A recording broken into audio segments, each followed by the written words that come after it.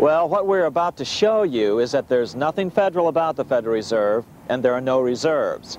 The name is a deception created back before the Federal Reserve Act was passed in 1913 to make Americans think that America's central bank operates in the public interest. The truth is that the Federal Reserve is a private bank owned by private stockholders and run purely for their private profit. That's exactly correct. The Fed is a privately owned for-profit corporation which, again, has no reserves, at least no reserves available to back up the Federal Reserve notes, which is our common currency. Oh, absolutely. The Federal Reserve is neither federal and has doubtful reserves. It's a private bank that is owned by member banks. And it was chartered under the guise of deceit by an act of Congress in 1913. If there's still any doubt whether the Federal Reserve is a part of the U.S. government, check your local telephone book. In most cities, it is not listed in the blue government pages. It is listed in the business white pages right next to Federal Express, another private company. But more directly, U.S. courts have ruled time and time again that the Fed is a private corporation. Why can't Congress do something about the Fed?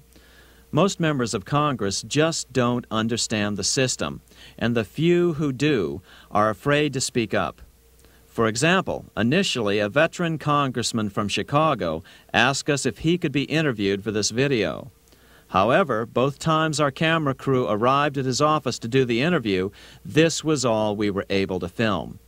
The congressman never appeared, and eventually decided he no longer wanted to participate. But a few others in Congress have been bolder over the years. Here are 3 quick examples. In 1923, Representative Charles A. Lindbergh, a Republican from Minnesota, and father of the famed aviator Lucky Lindy, put it this way: the financial system has been turned over to the Federal Reserve Board. That board administers the finance system by authority of a purely profiteering group. The system is private, conducted for the sole purpose of obtaining the greatest possible profits from the use of other people's money. One of the most outspoken critics in Congress of the Fed was the former chairman of the House Banking and Currency Committee during the Great Depression years. Lewis T. McFadden, Republican of Pennsylvania, said in 1932, "We have in this country one of the most corrupt institutions the world has ever known. I refer to the Federal Reserve Board. This evil institution has impoverished the people of the United States and has practically bankrupted our government. It has done this through the corrupt practices of the moneyed vultures who control it." Senator Barry Goldwater was a frequent critic of the Fed. Most Americans have no real understanding of the operation of the international moneylenders.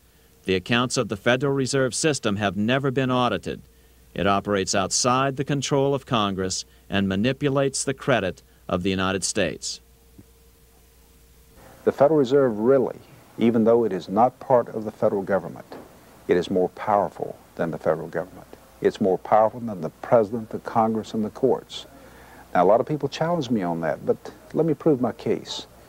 The Federal Reserve determines what the average person's car payment is going to be, what their house payment is going to be, and whether they have a job or not. And I submit to you that that's total control. And the Federal Reserve is the largest single creditor of the United States government. What does Proverbs tell us? The borrower is servant to the lender. What one has to understand is that from the day the Constitution was adopted right up to today, the folks who profit from privately owned central banks, as Madison called them, the money changers, have fought a running battle for control over who gets to print America's money. Why is who prints the money so important? Think of money as just another commodity.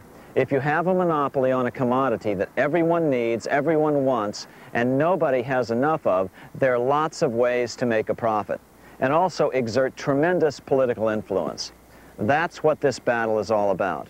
Throughout the history of the United States, the money power has gone back and forth between Congress and some sort of privately owned central bank.